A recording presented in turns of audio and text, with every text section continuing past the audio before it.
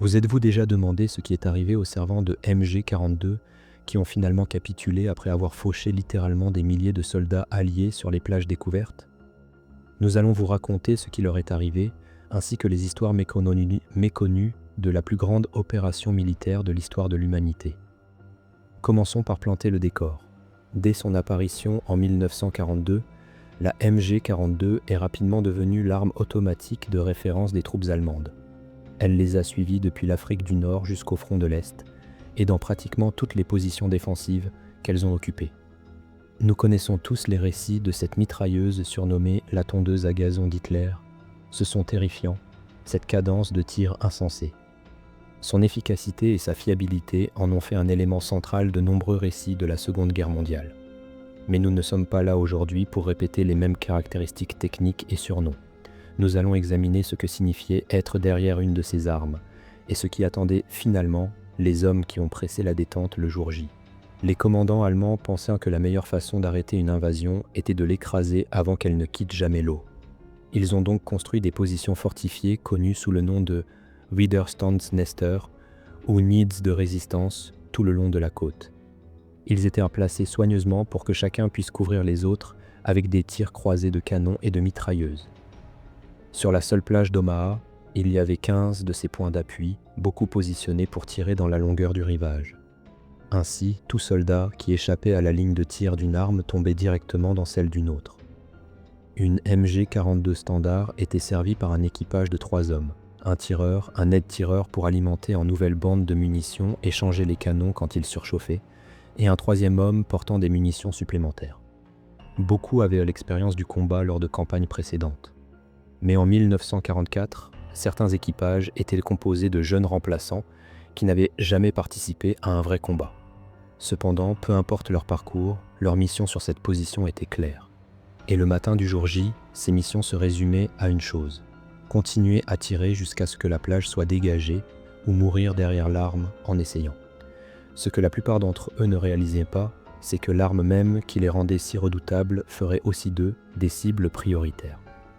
Conscients de ce qui les attendait, les planificateurs alliés se sont préparés en cartographiant la côte et en repérant les points d'appui et les emplacements d'armes cachés dans les falaises.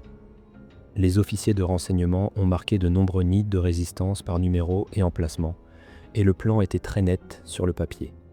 Les bombardiers et l'artillerie navale devaient oblitérer les fortifications et les troupes de débarquement nettoyer ce qui restait. Cependant, dans la réalité, beaucoup de ces armes tireraient encore quand les rampes s'abaisseraient. Le bombardement naval ce matin-là fut massif.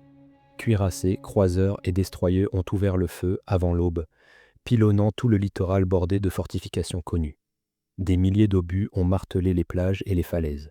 Cependant, les bunkers en béton armé ont résisté même aux impacts directs d'artillerie, ce qui fait que de nombreux nids ont survécu presque intacts. Les soldats allemands à l'intérieur savaient que quelque chose d'important se passait. Et quand ils ont finalement jeté un coup d'œil dehors, ils ont eu tout un spectacle devant eux. Des centaines d'embarcations de débarquement alliés approchant des plages. Alors que les Britanniques et les Canadiens avaient des chars spéciaux appelés les drôles d'engins de Hobart, qui les aidaient à dégager et détruire les bunkers ayant survécu au bombardement initial, les Américains ont eu d'horribles problèmes avec leurs blindages qui étaient censés soutenir les troupes au sol sur la plage d'Omaha. Leur solution était supposée être les chars amphibies Sherman DD. Mais sur les 32 lancés dans la première vague, 27 ont coulé et seulement 5 ont atteint la plage. Parmi ceux-ci, seuls 3 étaient encore capables de combattre. Et même eux ont été rapidement neutralisés, transformant le combat pour faire taire les nids de mitrailleuses survivants en bains de sang. Et vous pouvez imaginer quelles étaient les chances de survie des deux côtés. Les scènes, une fois que ces armes ont ouvert le feu, étaient si troublantes qu'on en parle encore aujourd'hui. Ce qui augmentait considérablement l'efficacité des équipages de MG allemands, c'était les tactiques qu'ils appliquaient. Une tactique courante était ce qu'ils appelaient « tondre l'herbe », où ils visaient souvent bas pour toucher les jambes et faire tomber les soldats. Les blessés attiraient ensuite les médecins et les amis qui essayaient d'aider, ce qui signifiait plus de cibles pour le tireur et plus de pertes pour l'ennemi. Différents types d'astuces étaient utilisés, et étonnamment, beaucoup d'entre elles fonctionnaient. Par exemple, une arme pouvait tirer des balles traceuses en hauteur, donnant l'impression que les tirs n'atteignaient pas leur cible, tandis qu'une autre arme cachée tirait à la vraie hauteur mortelle. C'était une tactique simple, mais elle trompait suffisamment de soldats pour les faire tuer, et elle en prenait beaucoup au dépourvu. Une fois que les premières vagues ont touché la plage, les plans de Manuel se sont effondrés et les pertes montaient rapidement. De petits groupes de soldats ont commencé à agir de leur propre initiative, utilisant tous les abris qu'ils pouvaient trouver. Sur une plage découverte, cependant, les options étaient très limitées, et les obstacles anti-chars, les cratères d'obus et même les morts en faisaient partie. L'entraînement allié les avait prévenus d'attaquer pendant les brèves pauses de la MG-42 pour le rechargement ou le changement de canon, et certains officiers criaient aux hommes de Sprinter pendant ces quelques secondes d'eau précieuses. Un sergent a rassemblé une petite équipe et un bazooka pour s'attaquer au WN-61, un point d'appui déversant le feu sur le sable. Ils ont d'abord détruit un canon anti-char de 50 mm soutenant les mitrailleuses, puis ont poussé pour faire taire les servants de MG-42 un par un. Dans les combats rapprochés autour des bunkers, ils ont tué 7 défenseurs et détruit 2 positions d'armes, tout en ne perdant qu'un seul homme et en ayant un blessé dans le processus. Cette seule action a soulagé la pression sur cette partie de la plage et ouvert un chemin vers l'intérieur. Cependant, sur tout Omaha, Rangers, sapeurs et fantassins ont progressé centimètre par centimètre sous le feu pendant des heures, essayant désespérément d'atteindre les bunkers. À Dog White, les Rangers ont pris d'assaut un point d'appui sous un écran de fumée et fait taire ses armes. Tandis que dans le secteur Easy Red de la plage d'Omaha, les sapeurs ont dégagé les obstacles et ouvert un chemin pour que les troupes escaladent les falaises et prennent à revers les servants qui les maintenaient cloués au sol pendant des heures. Mais atteindre un bunker de mitrailleuses n'était que la moitié du travail, et le vrai combat se déroulait dans les secondes qui suivaient. Quand les équipes d'assaut atteignaient finalement un nid de MG-42, elles lancèrent des grenades et des charges explosives pour les faire taire, puis procédaient à tirer sur tous les survivants. Une fois assez proches, quelques lance-flammes brûlèrent les bunkers et neutralisaient le nid. Après avoir finalement percé et pris le contrôle de la plage, certains servants allemands, blessés ou à court de munitions, se sont finalement rendus.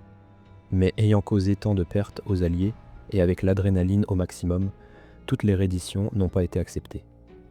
En début d'après-midi, la situation s'était retournée.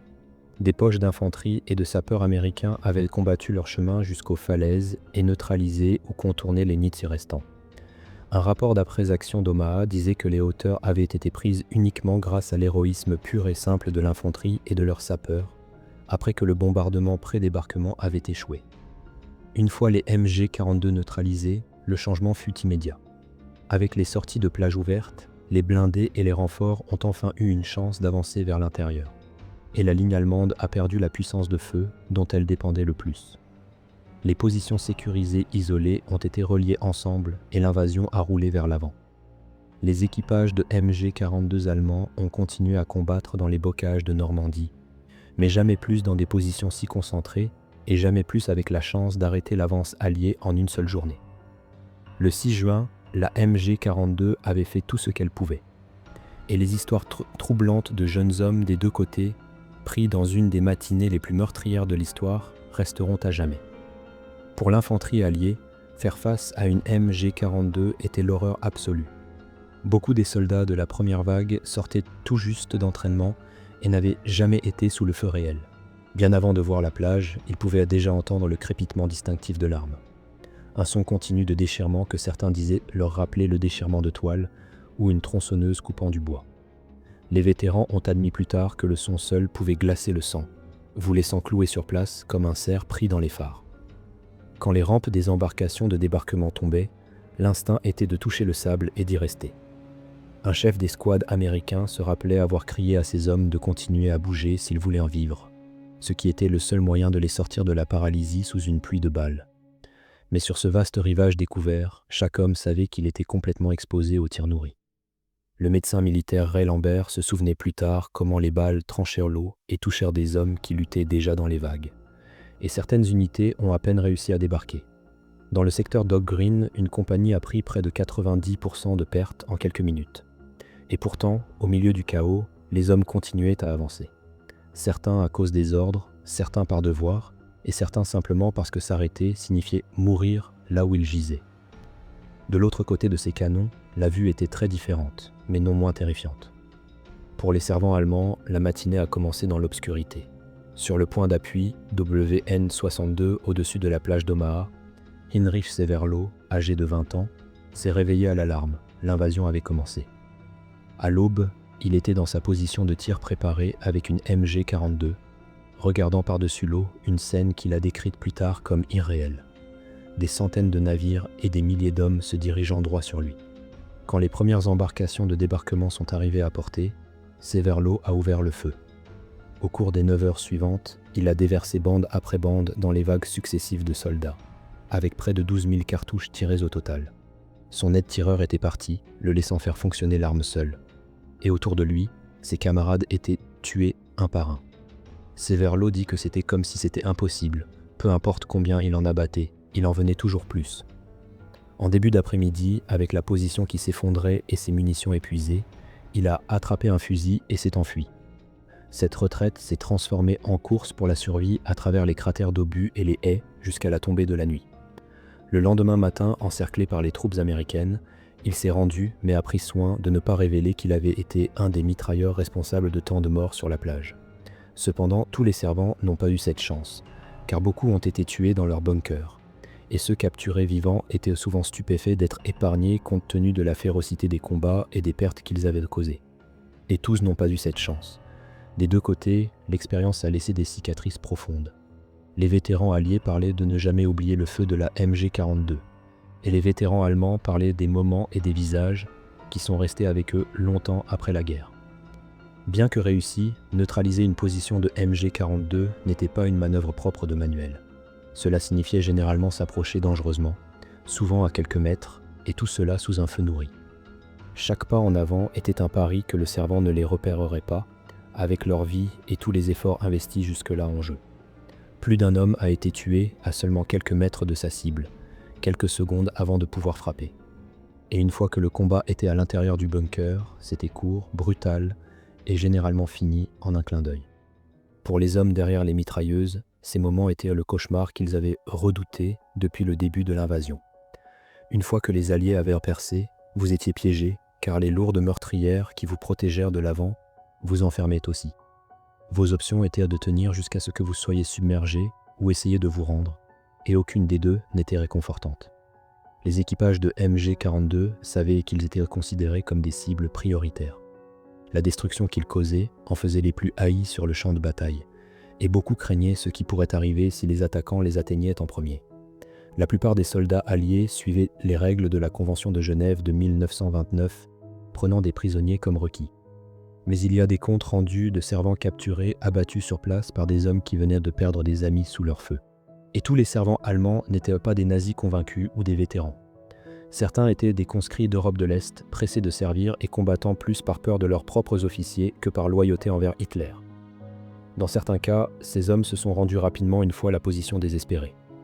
D'autres ont continué à combattre, peut-être par désespoir ou par conviction que se rendre ne les sauverait pas. Dans tous les cas, la tension mentale d'être un servant de MG-42 était immense. Vous pouviez entendre les attaquants se rapprocher, le bruit sourd des bottes sur le sol au-dessus de vous, attendant simplement qu'une grenade soit jetée à l'intérieur.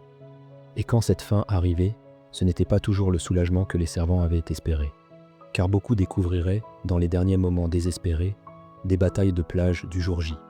Croyez-le ou non, parfois être tué était la meilleure option, car il y a même des rapports de représailles isolés pendant la campagne de Normandie, où les équipages de MG capturés ont fait face à des vengeances pour la raison dont nous avons parlé. Des incidents comme ceux-ci étaient rarement documentés, peut-être pour éviter d'attirer l'attention du public sur une violation claire des règles de guerre, et ont été éclipsés par une énorme victoire alliée qui a ouvert un nouveau front en Europe qui finirait par mettre fin à la guerre. Et vous ne pouvez qu'imaginer ce dont les soldats n'étaient même pas autorisés à parler. Pour beaucoup de servants de MG-42 qui ont survécu au jour J, la fin de la guerre n'a pas effacé les souvenirs de cette matinée. Certains, comme Heinrich Severloh que nous avons mentionné, sont rentrés dans des fermes ou des villes qui semblaient inchangées, mais portaient une guerre qu'ils ne pouvaient pas déposer. Severloh a peu parlé de la plage d'Omaha pendant des décennies, mais le poids ne l'a jamais quitté. Des années plus tard, il a contacté les familles de camarades tombés et a même rencontré David Silva, un vétéran américain qui l'avait blessé. Les deux hommes, qui essayaient autrefois de s'entretuer, s'asseyaient maintenant ensemble et parlaient. C'était une rencontre qu'aucun des deux n'aurait pu imaginer en 1944. Et pour Severloh, c'était une petite mesure de paix. Beaucoup d'autres vétérans allemands ont mené des vies tranquilles, mentionnant rarement la MG42 en dehors des conversations avec d'anciens soldats. Pour eux, l'arme était à la fois une source de fierté professionnelle et de culpabilité privée. Pour les survivants, la MG42 était rappelée comme une force de la nature, une fureur qu'on n'oublie jamais. Dans les mémoires, quand un vétéran écrivait qu'une mitrailleuse a ouvert le feu, le plus souvent, il voulait dire la MG42. Des films comme Le jour le plus long et Il faut sauver le soldat, Ryan ont porté son soi-disant son de scie à métaux à de nouvelles générations, tandis que les bunkers en Normandie se dressent encore comme des rappels silencieux de sa puissance et des cicatrices qu'elle a laissées des deux côtés.